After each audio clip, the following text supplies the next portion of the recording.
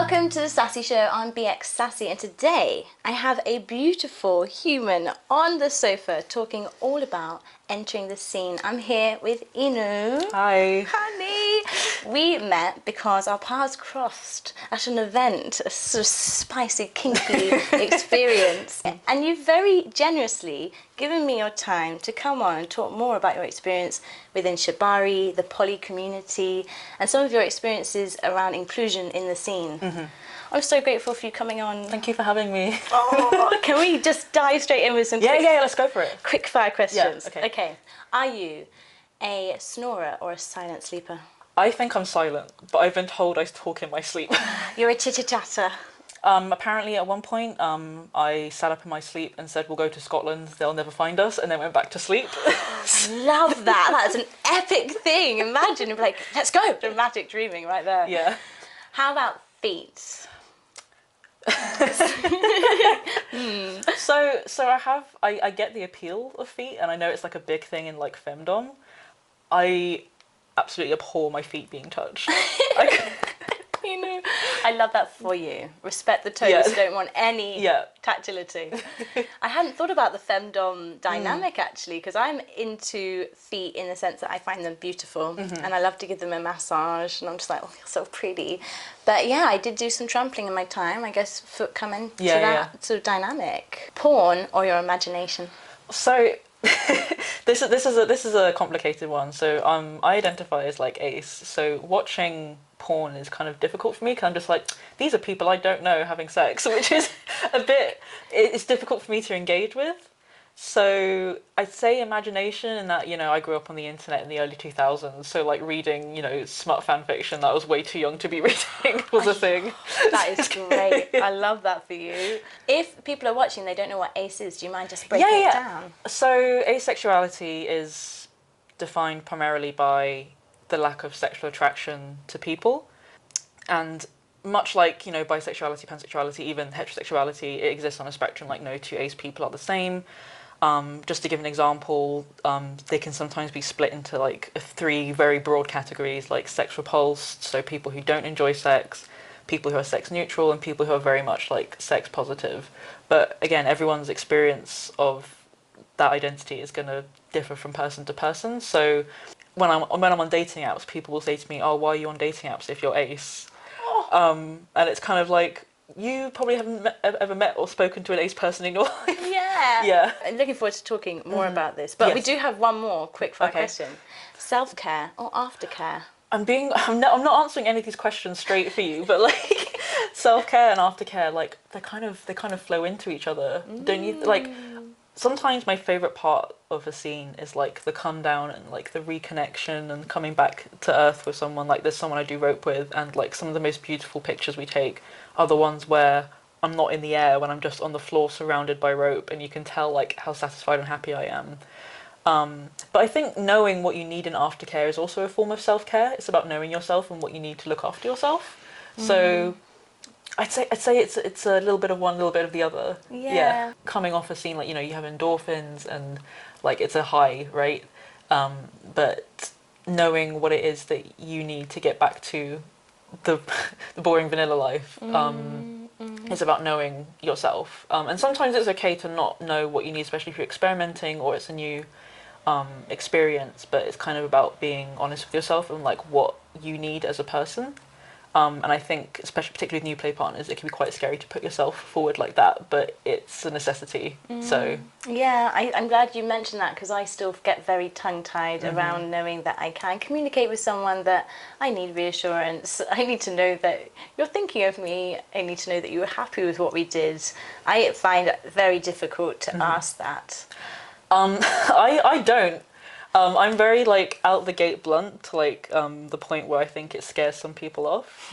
But it's very much just like, how are we feeling about this? Do we want to do it again? I've done it so many times, it's basically in my head now, but like kind of like a list of questions that I will like rattle off with people. I guess in a polite way possible, like I don't have time to kind of mess around with like word games. I'd rather have the moment of awkwardness of asking a direct question than having a world of hurt later because I didn't ask it, or we thought we were answering different questions or had different answers. Do you know what I mean? Like, fuck me. Yeah, you've pointed out two strong, important things there. It's like time, actually. It's like, I'm not going to waste my time, and I don't want to have all the pain. I want to rewind a little bit about your journey, because you're talking from this place of like, you have so much knowledge and wisdom and you're so well versed in these conversations. I've successfully tricked you. No, let's not downplay your knowledge, honestly. But when and what was the starting point of you understanding that you could live a life that was alternative? I mean, to be very stereotypical, it goes back to like childhood. Like, I'm mixed race, and like I didn't realize that was a thing or that it was different to be that until someone pointed it out to me. And I guess that's when everyone has a moment in their childhood when they realize that they're different or that things aren't the way they thought they were. And I guess that was my kind of turning point. And then from there, I just realized I was continuously different in different ways. Like, I didn't have a lot of friends growing up. I didn't really fit in with like the boys or the girls, and I realized now that's stemming from me having like autism and being trans. Obviously, looking back on it 20 years later, it's a lot of hindsight, but back then it was very confusing. And I think, it is given these opportunities, like moving away from home for university, where you're given opportunities to experiment and reinvent yourself and try things and see what sticks. But I think the thing for me in terms of living an alternative lifestyle, in terms of like how I dress or just how I try and navigate the world, obviously, like not even just with the poly and kink community, just in general, was I went through a very difficult period in my life where, like, to put it quite bluntly, I was looking at death in the face, and it's kind of like I don't want to live life according to other people's rules. And some people might interpret that as me kind of being very blasé about other humans, but no, it's kind of, you can still show empathy and care while putting yourself first. And I think it's since then where I've been like unapologetically me. Yeah. And in doing that, finding either people who have similar experiences to me, because no two experiences are the same, but you can find kinship in that, but also finding people who aren't scared of all the masking, like, because a lot of people mask in everyday life, like, for whatever reason. Because I don't do that as often, finding the people who aren't scared by that or even find it attractive has been really refreshing. Yeah, that's huge. Thank you for sharing that, because it sounds like having an experience where things have a massive shift in perspective. Mm-hmm.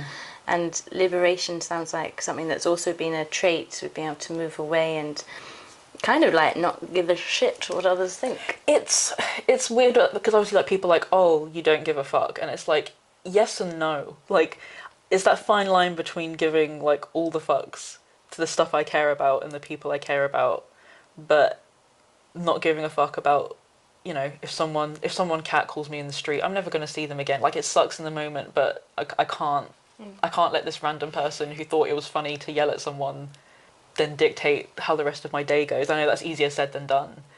Well, I was going to ask, how do you do it? Because, talking about childhood and things that we go through as teenagers, it can leave such a heavy imprint that those new things that happen on a daily basis can spark all of those feelings as well. Saying, how do I do it? It's a big question. It's never like an in the moment or even like a process that happens in a couple of weeks or a couple of months. It's always something that will stay with you and like grow with you to a certain extent, like, and you'll look back on an incident in a few years and be like, oh, I've moved on from that and I'm different now because of that. And I think regardless of whether it's a really big experience or like a really small annoyance, if you want to work through it, the only way is to work through it, and sometimes that means sitting with it to process it, or getting professionals involved, or relying on your support system. But I think the more you try and force processing something and you're dwelling on it and spending a lot of energy on it, there's obviously going to be some instances where that's necessary, but the more you let it consume your life, like, the less likely you are to move on from that, because I think with trauma is such a complicated topic, and I think one of the really sad things about trauma is that it can, it can change some people's identities, but for some people it can become their identity.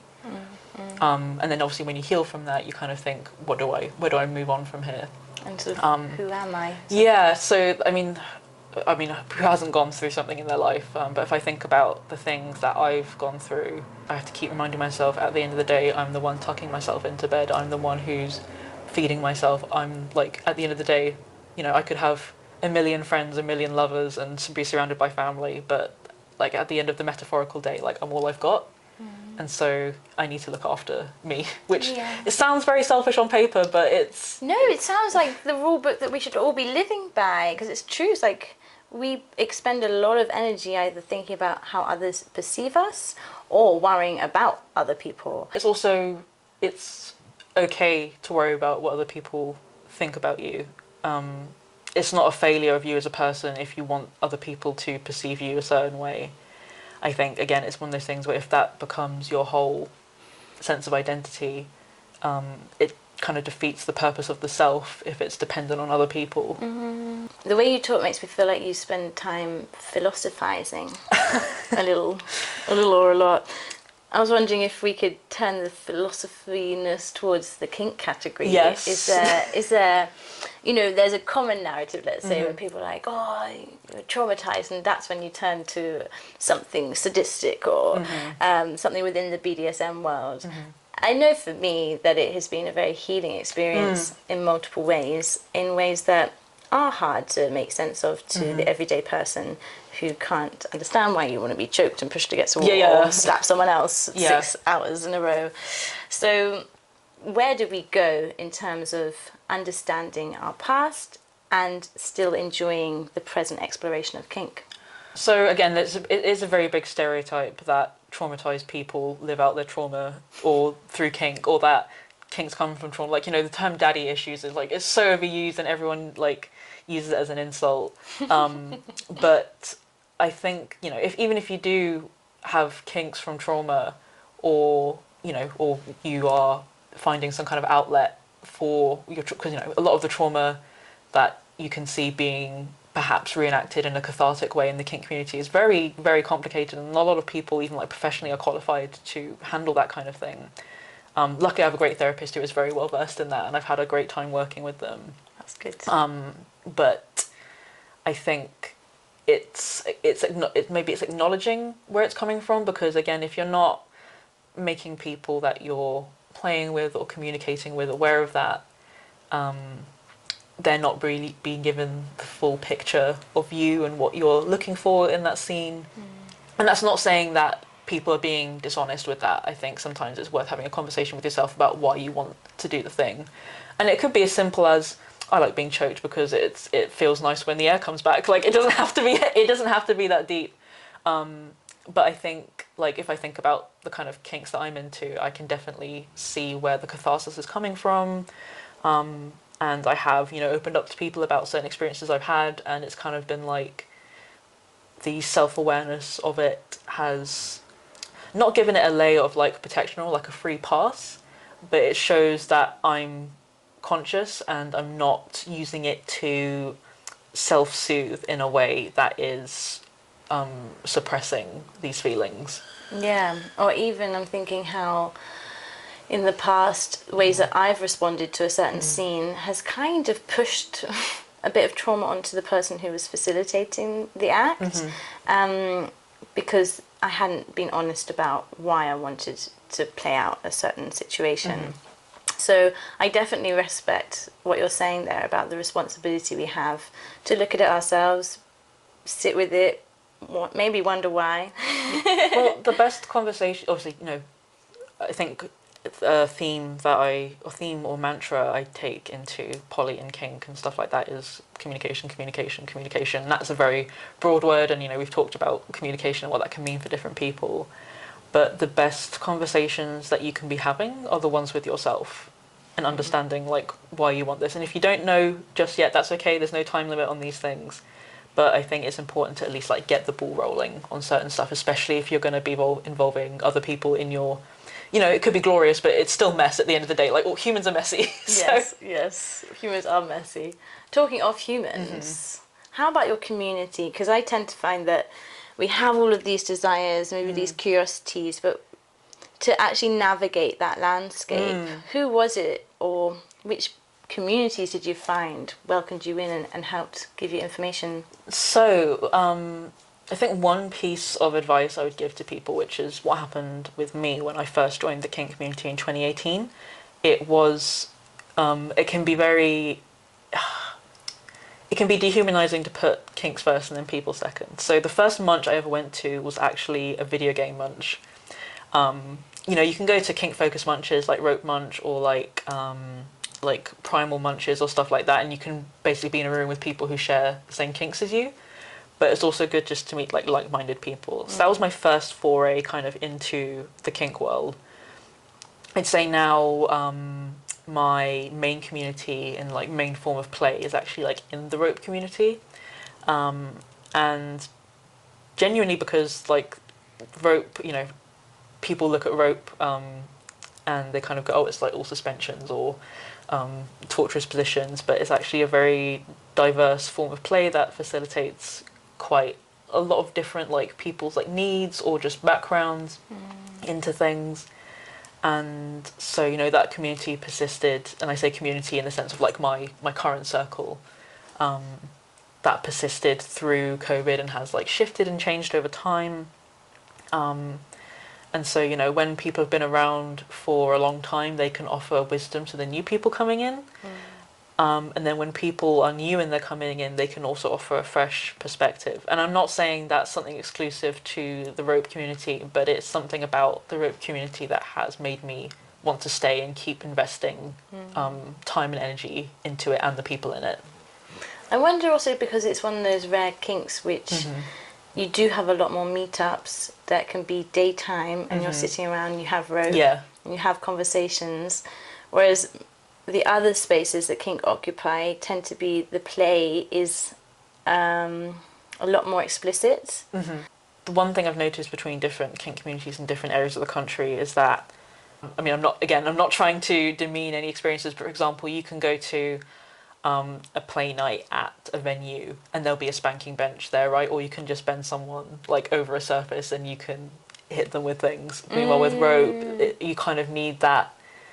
You need that space and like specialized kind of like architecture or like hard points to be able to support the play you want to do. So it's actually a requirement. If you want to do certain kinds of rope, yeah. But I think rope spaces it's getting better. I think there's a lot of people who are again willing to sink their time, energy, and thankfully resources into preserving the rope spaces that we've got in London. But I feel like if I look at events on, you know, Dice and see what's there, it's all kind of play parties, and those playrooms don't really have the facilities to do rope. Yeah, like, that's true. Yeah. You know, you have popped your head into so many different places around the UK, exploring the kink scene, and now that you're deciding to be more front-facing and actually represent people within our community, can we talk a bit about how that has been for you and what you see is lacking within kink and alternative spaces, as well as the general society? Yeah, so I'll start with kind of kink, like I guess communities and events. There's a couple of like ways to approach inclusivity within an event or space. We can't deny that money is an important thing in a lot of people's lives, cost of living, like people work different jobs, not everyone can have a 6-figure salary and go out to the really high-end parties in new lingerie every month. No, because that is pricey. No. They're pricey. No. So one thing I've seen events doing, which is becoming more common, is really good, is things like solidarity pricing or sliding ticket like pricing, because it means that it's accessible for anyone and pricing something that can affect everyone. The second thing that I think is important to think about, both from a community perspective and a leader perspective. From a community perspective, it's think about the kind of content that you're consuming. So, you know, if you go to your Instagram likes, are your Instagram likes full of the same, I'm going to use just an example here, like are they the same, like, you know, white, cis, het presenting people You know, if that's the kind of thing you identify with or you see yourself in, like, that's fine, but it's probably worth examining why that's the only content or the majority of the content you may be consuming. And I think for leaders, when you think about the kind of advertising you put out for your parties or the people you choose to have like on the door or like monitors, people at a very base level, people want to see people like them being represented, because it's at a very basic level, it's I see people like me existing in this space and they are safe and that I'm welcome in this space. There's a couple of clubs which I won't name to not cause drama, but when I look at their, you know, when I look at their websites and the galleries they have, or when I've been to their parties, it's been very much one style of crowd. And it's difficult because you can't control who comes to your event, but it's perhaps worth examining why perhaps people of colour or more trans people don't come to your event. And I get that there is a element there of people have to want to come to the event to then show people coming to the event. And I'm in a place where I am somewhat mentally privileged, despite all the other, you know, disprivileges that I might have, if that's a word. You know, I'm mixed race, I'm trans, I've got, you know, I'm very open about the fact that I'm trans, I've got a trans body, and I'm very happy to put myself out there and say, like, this is who I am and this is what I enjoy doing. But some people need that layer of safety, knowing that there's other people like them in the space. So, you know, for me, while I'm happy to go to performances or teach classes and be very, you know, it's a very vulnerable position to be in, some people just want to go and have a good time and know they're going to be safe, and that's also an okay position to want to be in as well. Yeah. What does diversity mean to you? Well, there's a really good analogy I saw online with the thing about the bowl of M&Ms, where when people say we want a diverse event, what they're probably thinking is a bowl of blue M&Ms with like a red one or like a brown one or a green one tossed in, when really, if you want a diverse event, it's across the whole spectrum of people that want to go to your event. Yeah, and that idea of feeling welcomed, I think, I know, going to spaces where there's even just been someone else who's a hairy human who's working behind the bar, on the door, I'm automatically like, I feel good being here. Nice. Because I know, like, yeah, I see you, you see me, let's go, you know? Yeah. Yeah, it's very comforting in that way. Mm-hmm. Is it something that you're seeing that exists in the shibari scene as well? So it's definitely something the rope community has struggled with for a long time, in the sense of a lot of some ties and some classes, and a lot of photography can be based around very stereotypically a male rigger who does the tying a bunny who is the bottom, long hair, kind of usually like a petite like white girl. And like, again, I say this and people might be kind of, you know, slightly taken aback that I've said this, and there's nothing wrong with that, but when that's all there is, when I think about the people in the rope community that I associate with, a lot of them don't fit into that, and they're still really good at what they do, whether that's bottoming or tying. Yeah. And they deserve, if they want it, they deserve that spotlight as well. Yeah. And the thing is, like, with a lot of kink, rope is something that should be accessible and adaptable to everyone. It shouldn't be, you know, gatekept by, you know, finances, or you don't have the right body. Like, what is that even as a phrase? Like, you don't have the body for it or whatever. Like, yeah, kill me. Yeah. No.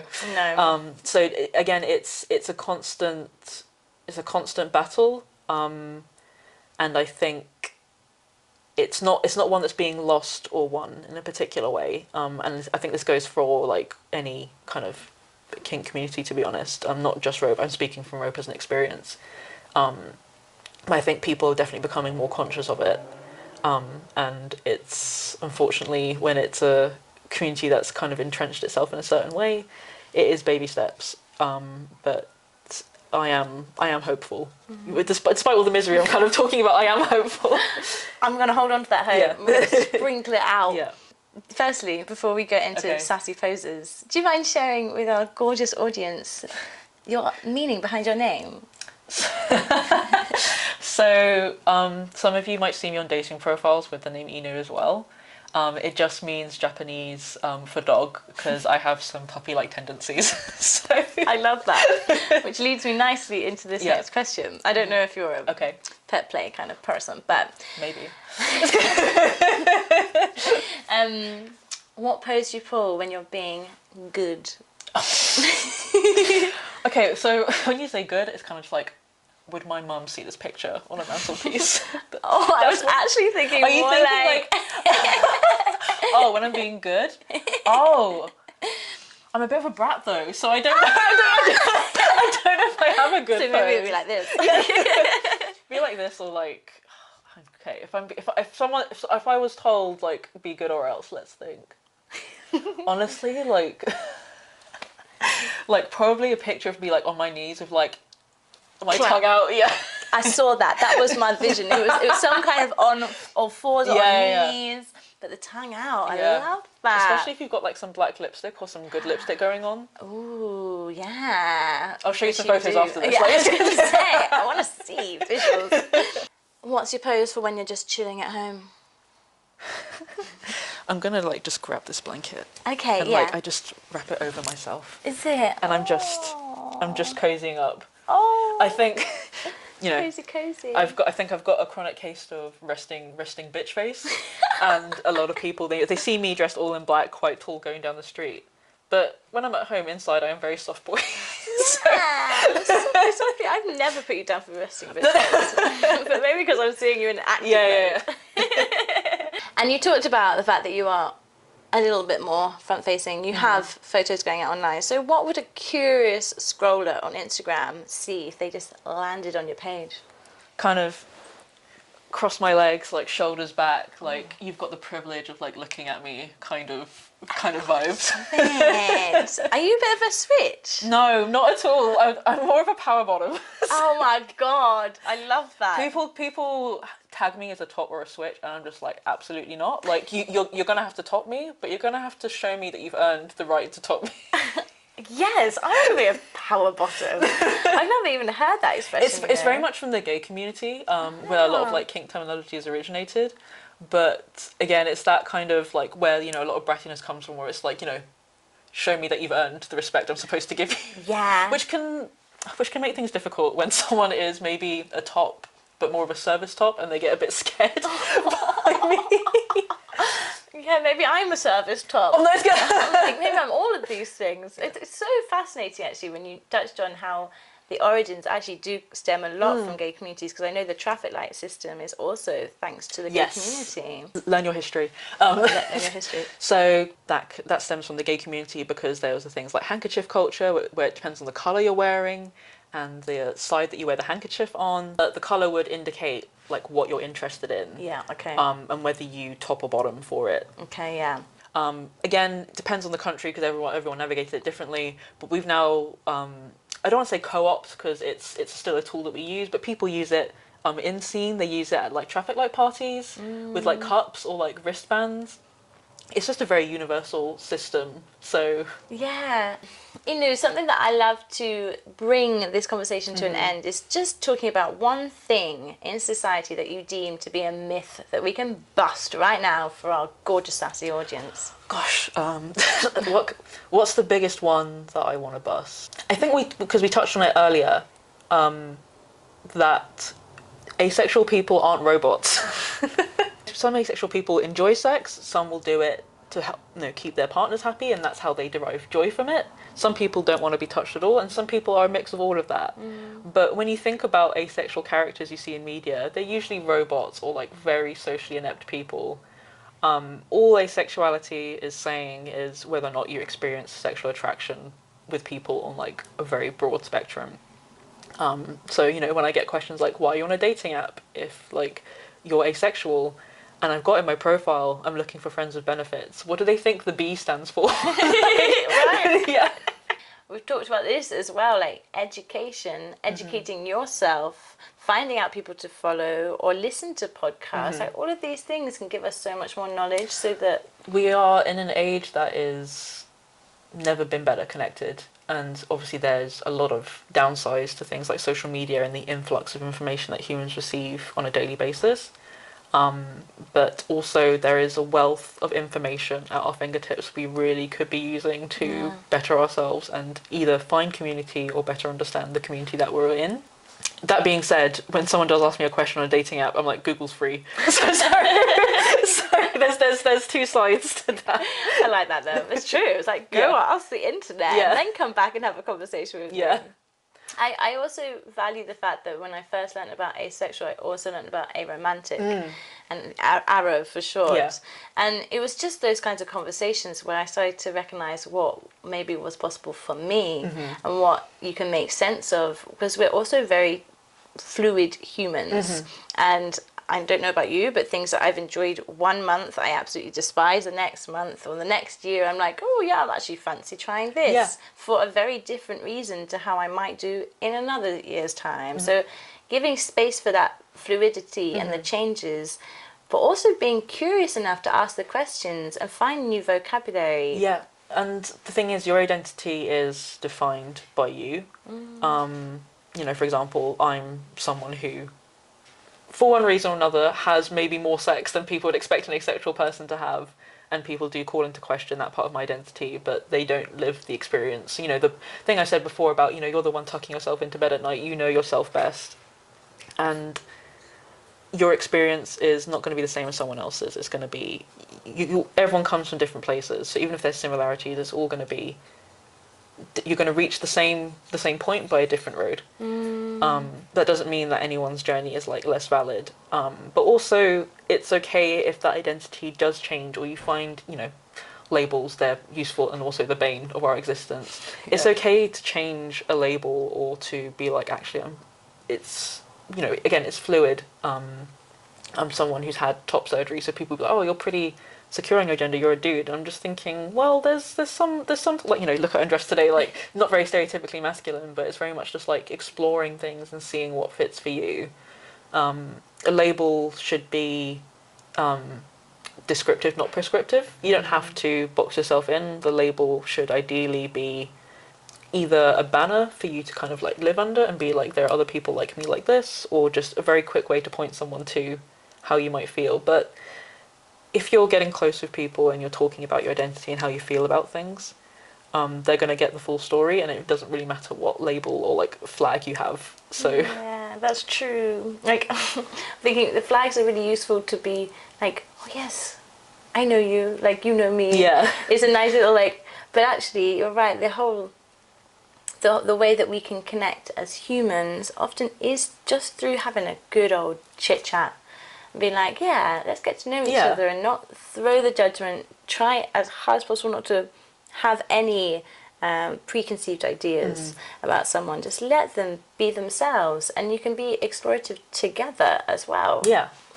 Because I love a little speedy round. We're having another quick fire round to finish us off. Okay.